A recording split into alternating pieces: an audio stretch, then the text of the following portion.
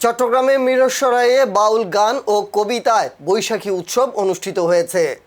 স্থানীয় খবরিকা পত্রিকার বর্ষপূর্তি উপলক্ষে রোববার 19 এপ্রিল উপজেলা কৃষি অফিসের হলরুমে এ বৈশাখী উৎসব অনুষ্ঠিত হয়। প্রাবন্ধিক সৈয়দ আব্দুল হালিম তুহিনের সভাপতিত্বে এতে প্রধান অতিথি হিসেবে উপস্থিত ছিলেন স্থানীয় এমপি নুরুল আমিন।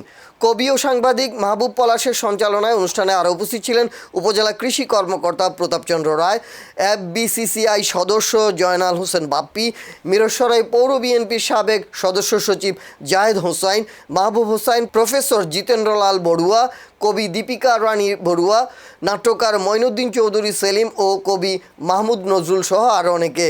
অনুষ্ঠানে বিশেষ আয়োজন ছিল হরেক রকমের বাউল গান ও সাজানো হাঁড়িতে রসগোল্লা, খই, বাতাসা ও মোয়া ইত্যাদি বৈশাখী খাবার।